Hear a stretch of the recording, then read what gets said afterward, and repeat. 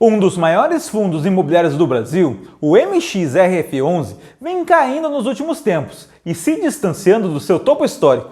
Para você ter uma ideia, no fim de 2019, o valor da sua cota chegou a R$ 14,52 e hoje está por volta dos R$ 10,20 ou até menos. Mas afinal, por que o MXRF11 está caindo?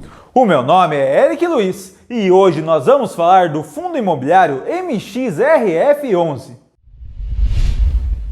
Antes de mais nada, esse vídeo não é uma recomendação de compra e muito menos de venda. O intuito aqui é que você compreenda o motivo de toda essa queda do fundo e, munido desse conhecimento, possa tomar as suas próprias decisões. E se esse conteúdo faz sentido para você, eu conto com seu curtir aqui no vídeo.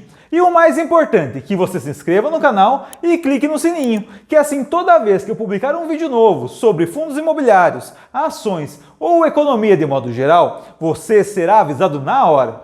O fundo imobiliário Maxi Renda, ou MXRF11, é um dos maiores fundos imobiliários do Brasil.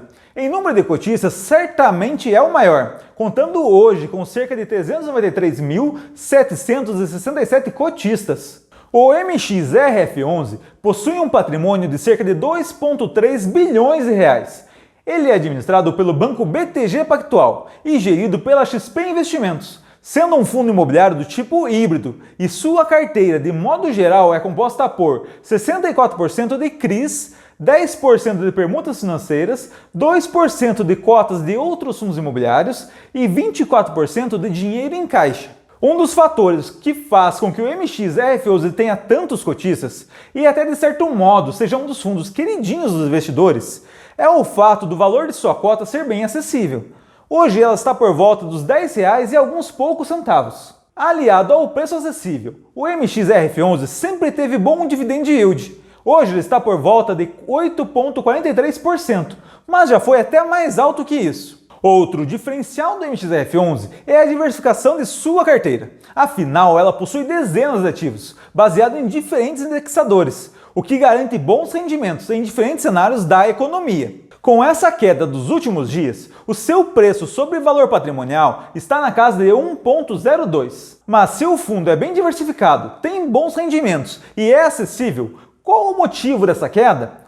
Bom, eu separei cerca de 3 grandes motivos dessa queda. Começando pelo primeiro e mais importante, a tributação dos proventos de fundos imobiliários. Diferente do aluguel de um imóvel próprio, como por exemplo uma casa que você terá que pagar imposto de renda sobre os seus aluguéis, os fundos imobiliários são isentos desses pagamentos. Você só irá pagar imposto de renda se for realizar a venda de suas cotas, com lucro. Mas com relação aos proventos, até então eles eram isentos. Inclusive, esse é um dos fatores que estimulam o crescimento do mercado de fundos imobiliários. Mas, como no Brasil se tem uma coisa que políticos sabem fazer bem, é criar novos impostos. Existem atualmente alguns projetos de lei tramitando no Congresso nesse momento. Na realidade, sai governo, entra governo, sempre se fala em tributar tanto os fundos imobiliários quanto os dividendos pagos pelas empresas na Bolsa de Valores. Mas agora o assunto vem ganhando força, e principalmente por conta da necessidade de uma reforma tributária. O que, já posso te adiantar, não vai acontecer como deveria, ou seja, com planejamento. É visto que o governo perdeu receita por conta da pandemia, e agora está tentando repor essa perda. O certo seria sim realizar uma reforma tributária, mas com planejamento e seriedade. Porém, infelizmente, isso não vai acontecer. Nas últimas semanas, o ministro Paulo Guedes deixou bem claro que deseja tributar os dividendos. Ele mencionou uma contrapartida com redução do imposto de renda pago pelas empresas. O problema aqui é que primeiro seria implementado o imposto e só depois a contrapartida. Ou seja, teríamos o risco dessa contrapartida não acontecer. E hoje, dia 25 de junho, o governo veio oficializar uma proposta que, dentre os itens, prevê a tributação dos proventos em cerca de 15% a partir de 2022. Lógico, ainda é só uma proposta. Ela precisa ser votada, mas já foi o suficiente para derrubar o valor de todos os fundos imobiliários. E com base em todo esse burburinho, todos os fundos vêm sendo já impactados. Os investidores estão com receio de terem os seus proventos prejudicados por isso. Com o MXRF11 não é diferente, e esse é um dos fatores que impactou o preço de suas cotas. Mas não é o único. Então vamos ao segundo fator, a alta da Selic. O IFIX, que é o índice que mede o desempenho dos principais fundos imobiliários, assim como acontece com o Ibovespa, que mede das ações, caminha de modo geral de forma inversa à taxa Selic. Geralmente, quando a Selic sobe muito, parte dos investidores de fundos imobiliários acabam migrando para a renda fixa. O motivo é bem claro, o menor risco apresentado por ela. Basicamente, se um fundo tem dividend yield anual na casa dos 6%, e a taxa Selic está na casa dos 6% também, é muito mais fácil para o investidor deixar o seu dinheiro investido na renda fixa, já que ele vai ter a mesma ou até mais rentabilidade e com muito menos risco.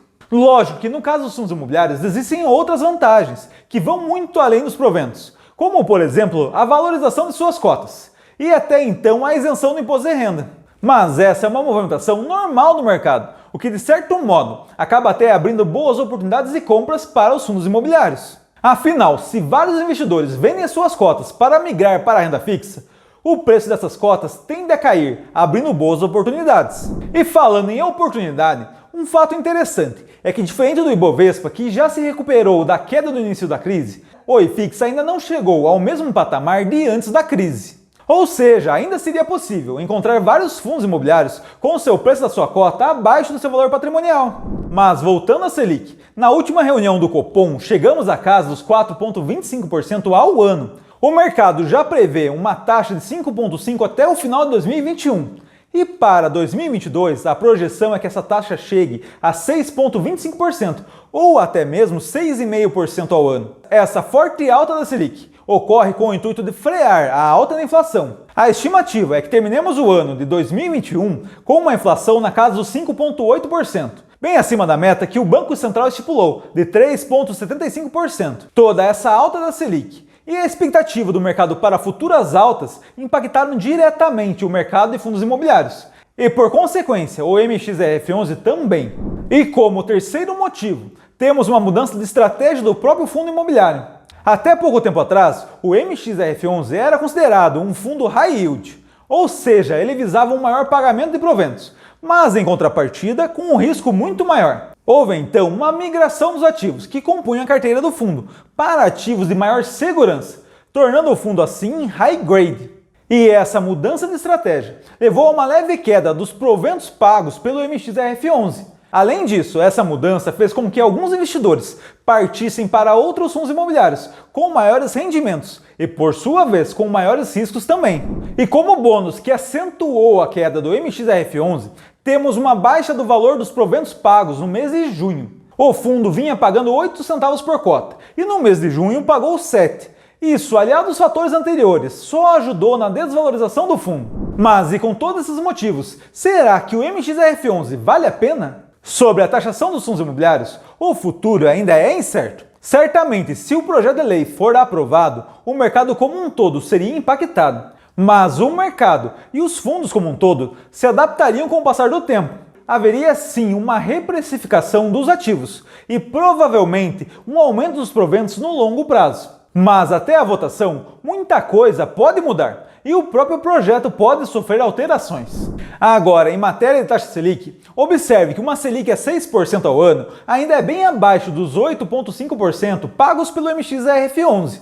Mas aqui temos um detalhe importante. Você lembra que no começo desse vídeo eu falo que 64% da carteira do MXRF11 são CRIs? Esses CRIs, parte deles é indexado ao IPCA e parte é indexado ao CDI. Se a taxa Selic subir, os proventos do fundo tendem a subir também. Ou seja, por possuir uma carteira bem diversificada, a alta da Selic deve acabar ajudando o desempenho do fundo. Além disso, o MXRF11 está com 24% do seu patrimônio em caixa ainda, o que dá liberdade para o fundo aproveitar algumas oportunidades do mercado e aumentar ainda mais os seus proventos pagos. Já em matéria de mudança de estratégia, eu julgo que foi benéfico para o fundo. Alguns dos ativos que ele possuía eram de alto risco e estavam mal precificados. Essa mudança de high yield para high grade tornou o fundo mais robusto e preparado para enfrentar um cenário de diversas incertezas. Então, resumindo, o MXRF11 é um ótimo fundo imobiliário.